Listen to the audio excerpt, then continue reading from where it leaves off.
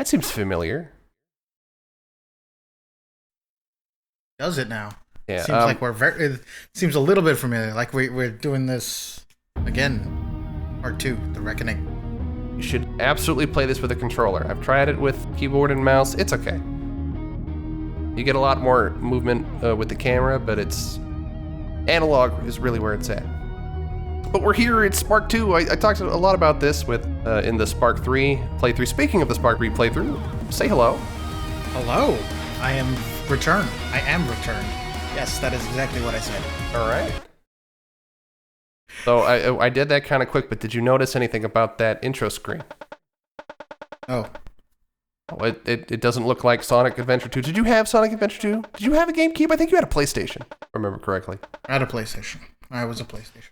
So this is the sequel to the first game. I've played it, but I didn't really enjoy it that much. It was okay. About half of it was okay, and the rest of the game's too long. But this game has a lot of similarities to Sonic Adventure 2. Maybe Sonic Adventure 2 Battle. I didn't play the original on the Dreamcast, so I wouldn't know of the subtle differences. But long story short, Spark beats the bad guy at the end of Spark 1, and his rival character, the shadow, if you will, of the game, Fark, who that is right now, he hasn't really lost his memory, but he after dealing with Spark and losing to him, he's like, I can't believe it. I don't understand. How could this happen to me? He's depressed as a robot can be. Existential crisis. He's called Fark because Spark is the Electric Jester, and then Spark called him Fark, which is a combination of Faker and Spark.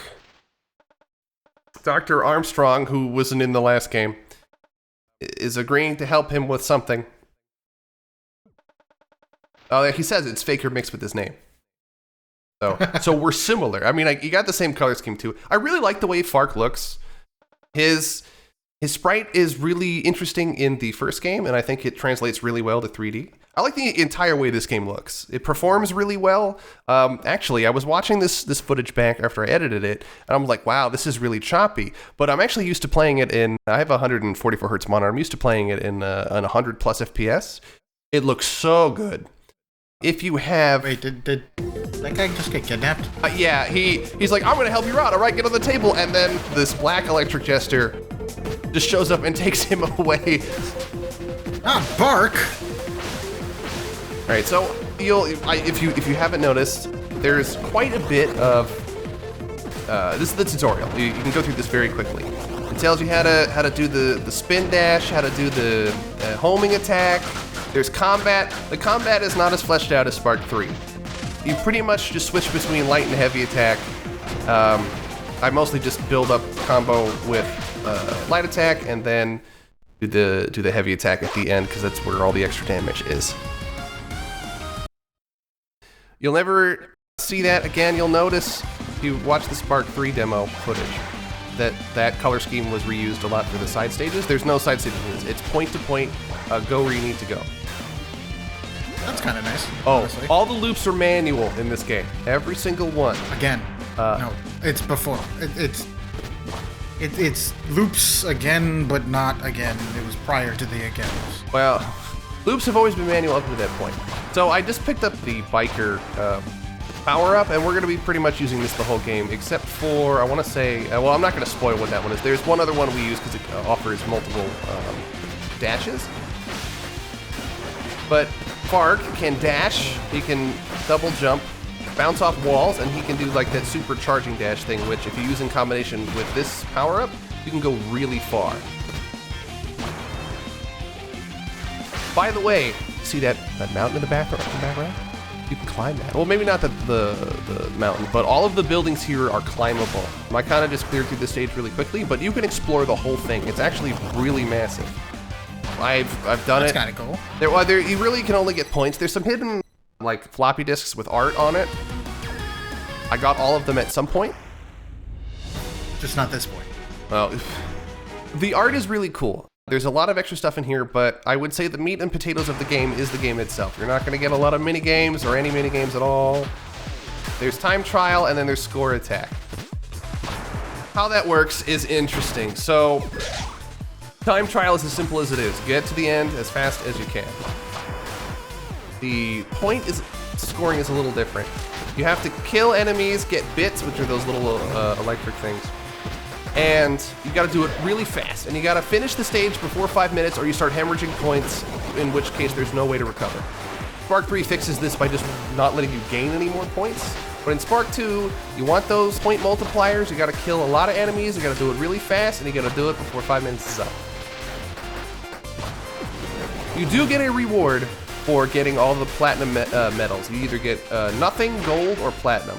I have not done that. I tried for a really long time, but the combat is not engaging enough for me to want to rigorously try and go for all of the medals. Is the reward worth it?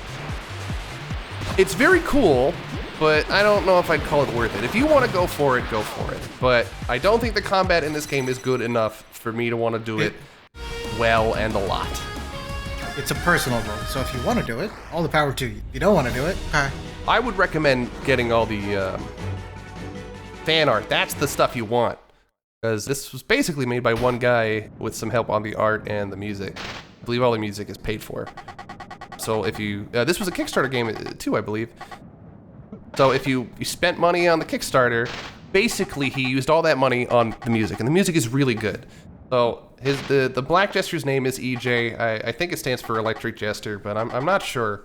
There's no period at the bottom after the J, so I don't know. The last word just goes on forever. It's to infinity. EJ. It's like 3 million Ys and still going. So I may or may not have referenced Rising Revengeance in Spark 3's videos, and it's even more apparent here.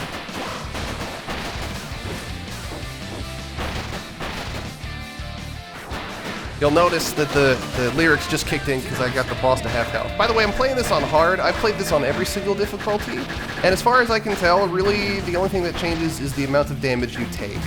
So if you play the game perfectly, you can play it on super ultra mega hard, and it will be the same thing as easy if you never get hit. I actually really like that song. It reminds me a lot of the Shadow the Hedgehog soundtrack and the Sonic Adventure 2 soundtrack. It's just overall very good. That Shadow the Hedgehog game. Well, let's not talk about the game. I would prefer to just... The soundtrack. They only released the soundtrack for that game. I don't know what you're talking about. The game never came out, but the soundtrack was made, so they thought they'd make their money back. Exactly. It stopped in development. Kind of smart of Sega. Probably the smartest thing they've done. Okay, this is Romallo. I believe he was in the first game. So in the first game, Freom, the bad guy, put a virus infecting all the robots to take over the world, so that way he could... take over the world, I guess. It's complicated as to what his motives are, and I kind of don't want to spoil exactly the reason why he did it. But as of right now, everybody is cured thanks to Fark, and Edis is trying to figure out where he's going. Astra's new to this game, I believe. They talk about an entity called Clarity. We're not really sure what that is yet. Unlike the first game, I feel that the story is very minimal, and despite the fact that it's not the most amazing story in the world, I think it really hits that Sonic Adventure 2 cheesy kind of vibe. So far, it looks like it is. I'm gonna tell you that. Yes, and it's mostly stage to stage. Like, the text, you can skip it very quickly. I tried really hard not to mash the A button through those so you could read it, if you want to. Oh, that's the other thing. So, you'll notice I just shielded through that. In Spark 3, the shield was nerfed heavily because you can use that shield for everything. It gives you, you'll notice a little blue bar below your health. It gives you stuff there, and if it's full, depending on what it is, you get benefits. So 3 times damage at full. So if you really just want to damage super high, what you need to do is stand in a spit of spikes with your shield on and just let the bar fill up. It's a really great way to make your score attack easier because you'll be damaging the enemies very quickly.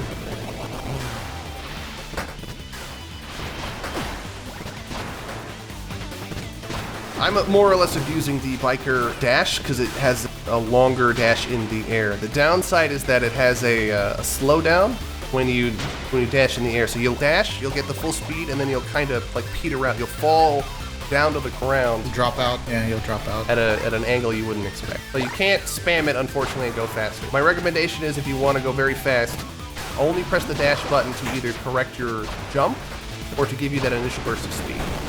There are a few exceptions. There's a power-up that lets you do that. But, is that power-up yet? Oh, yes. So if you look on the right, I got like a little sword power-up. I'm not really going to use it. It has really great AoE coverage, so if you're fighting a lot of enemies, you can use that. But the biker has a really nice combo attack with a finisher that does a lot of damage, and it's very consistent, so that's the one I like to use.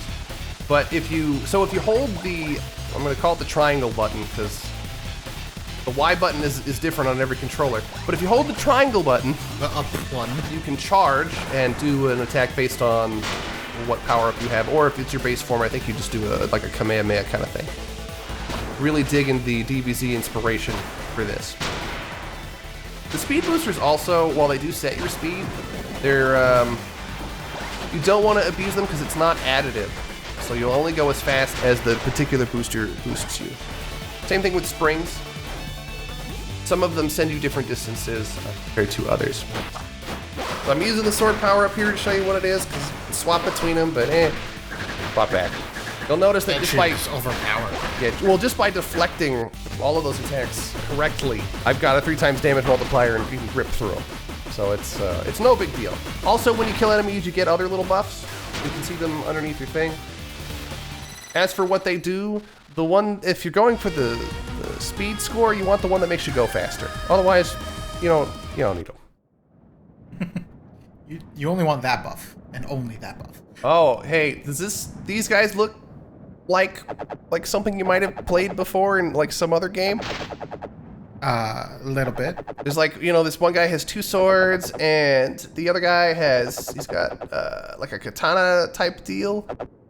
Well, this other one doesn't have multiple arms, but she's like curled up in a like a ball. She's like like putting her hands on her hips. Well, I guess okay, not on her hips, but you see the similarities. Yet also they're named after. Double is named after a programming thing. I'm not sure what's up with that. TJ. Oh, I should mention, this character, when it debuted, he was saying some swear words. He was saying the no-no words, and really? Well, I think it would have been funny to leave in. I can certainly see why a lot of people had a problem with it. I think mostly because it just wasn't earned. He was like, I don't want to be super expletive here, but he was saying the F word a lot, and it's like a 12-year-old trying to be cool. This character is a bit more restrained in that regard.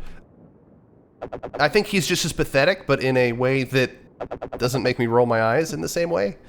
So, whether you want it or not, Fepard, the guy that made this game, didn't have to change it, but he chose to do it. I'm not going to say I'm happy he did it, but it's on you, man. Oh, that's another thing with this game. Whenever you start a new level, sometimes you'll start at the beginning and it'll kick you back to the first level and then teleport you to the new level you just unlocked. They're features, they're not glitches. Well, look, if the game doesn't crash and I can play it and it's the same experience, it's not a big deal. It's not worth quote-unquote fixing.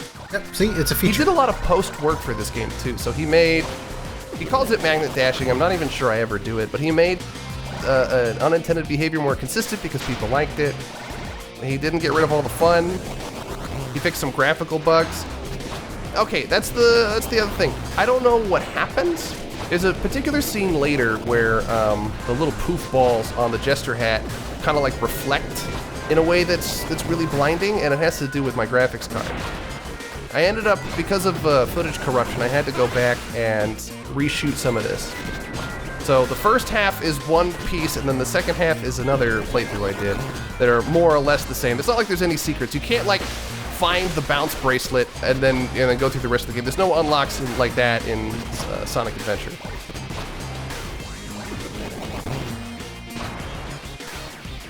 In that regard, it's more or less the same thing. I play this every so often. I've played this quite a bit. You may or not have seen all the different difficulties I played. I played this a lot. I would say that I want to say this game's like 4 hours long if you're not bad at the game. The final levels are kind of challenging, but if you have a handle on the controls, it's fine. This is another thing that I can see why he nerfed the shield, because you need the shield to get through that, but once you know that you can just press the shield button, it's not really a challenge anymore. I can tell, you just blasted right through that with no problems. Yeah, and that works on projectiles, all enemy attacks, getting crushed. The only thing it doesn't work on is falling into your pit, which is possible to do. You can run on the ceiling, you can run on the walls. I would run on the walls to great effect in this stage if you want to get the platinum. I did get a few platinums, I don't know if I got it for this one. But we're gonna find out. A lot of people say that No, I only got the gold.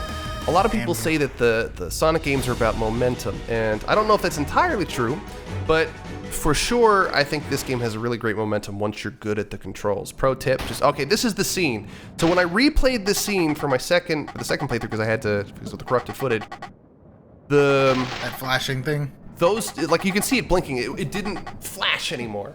So I don't know if it's because of an update to my graphics driver, or if it's something else, but it's a feature, not a bug. Oh, no, I would say this is a bug. I've seen footage without those flashing, so I'm not even sure what does it, because the texture's not reflective in that way.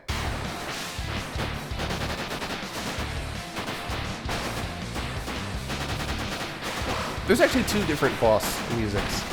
You'll actually get to hear the lyrics in this fight, mostly because... I mean, even then. There's an attack he does that makes it so that way I can't hit him, so I can't completely decimate his health. But most of the attacks are telegraphed with that little red thing, which you may or may not recognize from some other game that may or may not have done it first. But I'm happy it's available, because some of the telegraphs without those would be very difficult to gauge. There's a stage later where there's a giant boss where it warns you it's about to hit, but it's a little off. It's not timed the same way. Okay. The more you play, the more you'll get used to it. Well, it's not a matter of getting used to it. I think that, well, maybe the bosses are a little iffy. But it's genuinely a cool spectacle. It looks cool. I like the music. And it breaks up the stages so that way you get a nice break to think about what you're going to do next. It's like that ladder scene, except that it's a little more mindless, and I'm not bored. And I'm not singing. I am going to agree. The music here is really, really nice.